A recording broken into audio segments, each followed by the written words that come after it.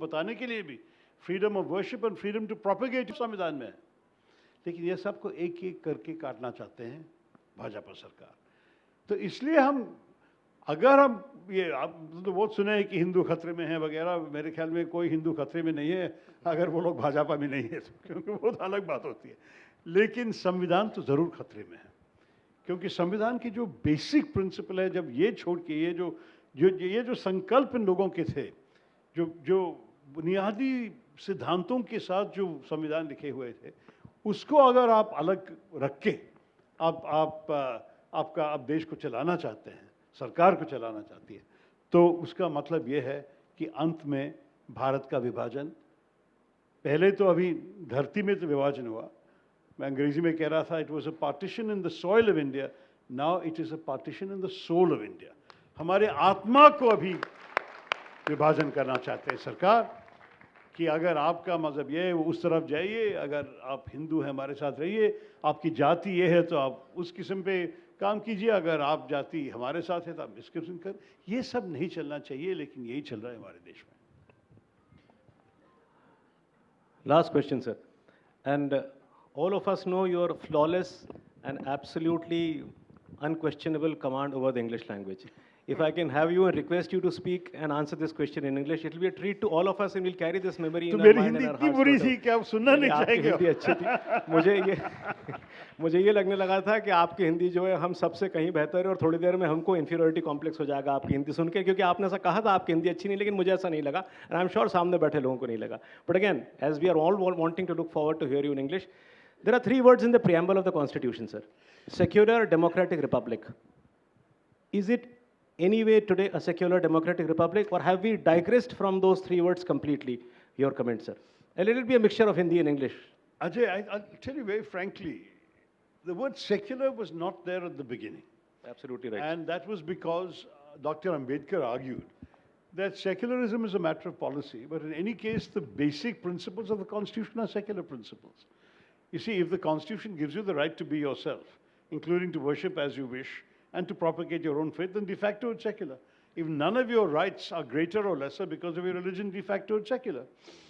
So, he didn't feel, उनकी ये ज़रूरत महसूस नहीं हुआ कि ये शब्द को इस्तेमाल करें कॉन्स्टिट्यूशन में। लेकिन 1976 में, 76 में, इंदिरा गांधी जी ने कहा कि देखिए, इस सेक्युलर और सोशलिस्ट हम कॉन्स्टिट्यूशन में लगाएंगे, क्योंकि हम चाहते हैं कि इसमें कोई बदलाव नहीं आ जाए।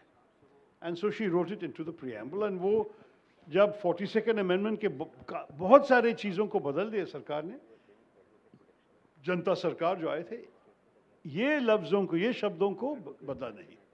They kept the word secular, socialist and democratic. अब देखिए, क्या एक शब्द से हमारा देश सेक्युलर बन जाता है? ये हमारे जो परंपरा है, जो whole history of living with each other, of cooperating with each other, जो तहजीब हमारे देश में सैकड़ों साल से हुए हैं, क्या एक शब्द से इफेक्ट होता है? मैं कह रहा हूं कि जो जैसे सरकार चला रहे हैं तो बिल्कुल सेक्युलर नहीं है। क्योंकि आपको 2 उदाहरण देता हूं। जब प्रधानमंत्री खुद जाके पुजारी बनता है, जब अयोध्या, हम हिंदू तो चाहते हैं कि अयोध्या में जाके प्रार्थना करें, लेकिन ये कोई पंडित का काम है, पुजारी का काम, प्रधानमंत्री जाके वहाँ पूजा करता है। जब पार्लियामेंट में भूमि पूजा करने की जरूरत थी नए पार्लियामेंट बनाने के लिए, तो प्रधानमंत्री जाए। और अगर आप कॉन्स्टिट्यूशन पढ़ेंगे, संविधान में लिखा है कि पार्लियामेंट है राष्ट्रपति और संसद, प्रधानमंत्री का नाम लिखा भी नहीं है कि पार्लियामेंट क्या है। राष्ट्रपति को दिखाई भी नहीं दिया वहाँ जब भूमि पूजा हुआ पार्लियामेंट का। हमारी सरकार जो नेतृत्व दे रहा है प्रधानमंत्री, वो जाके भूमि पूजन किया। तो ये सब संविधान के खिलाफ है। मैं कहूँगा कि वो जो इशारा देना चाहते हैं उनके वोटर्स के लिए कि देखिए, मैं तो हिंदू हृदय सम्राट हूँ, मैं तो हिंदू राष्ट्र चला रहा हूँ, ये संदेश संविधान के विरुद्ध है।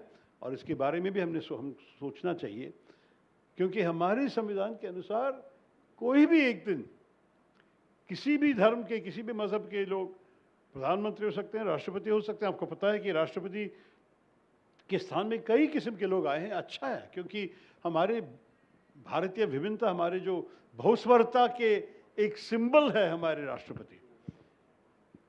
The symbol of our diversity, of our secularism, of our unity, has been enshrined in the Constitution in the person of each of the people who occupy the national institutions. So to reduce that to a position occupied by somebody who is very proud of his faith and only focuses on that faith is actually a betrayal of the spirit of the Constitution. मैं एक चीज़ और कहूँ अजय, और उसके बाद मैं ख़त्म कर दूँगा.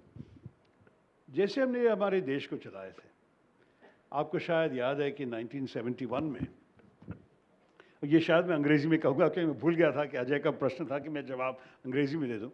In 1971, the Pakistani generals were foolish enough to declare the war against the Hindu infidel. So whom did they fight when they came and fought us in 71? The army commander was a Parsi, General Manekshaw. The assistant chief of the air staff was a Muslim air marshal, later Air Chief Marshal Latif. The commander of the army in the eastern sector, GOC Eastern Command, who was the person who commanded the troops that marched into East Pakistan, which became Bangladesh, was a Sikh, General Jasjit Singh Arora.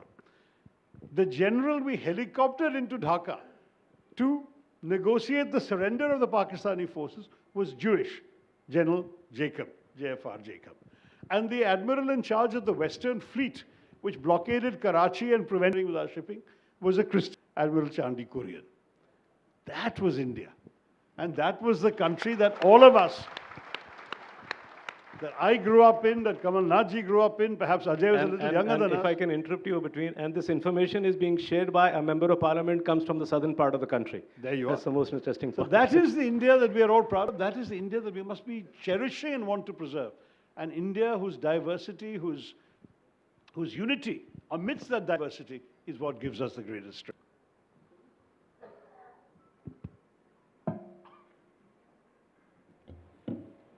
धन्यवाद sir.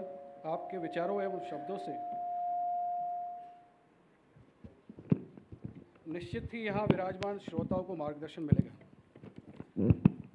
कार्यक्रम की अगली कड़ी में मैं माननीय मुख्य अतिथियों की आज्ञा से मंच पर श्री पीयूष बबेले जी को उनकी पुस्तक गांधी, सियासत और सांप्रदायिकता का विमोचन कराने हेतु आमंत्रित करता हूँ.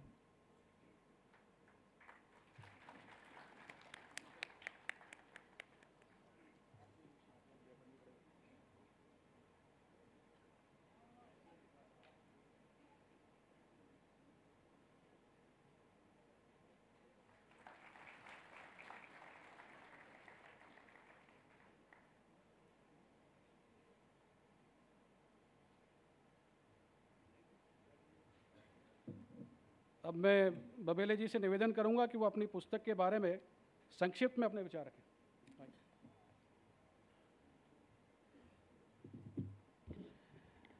बहुत बहुत धन्यवाद आदरणीय कमलनाथ जी, आदरणीय शशि थरूर साहब,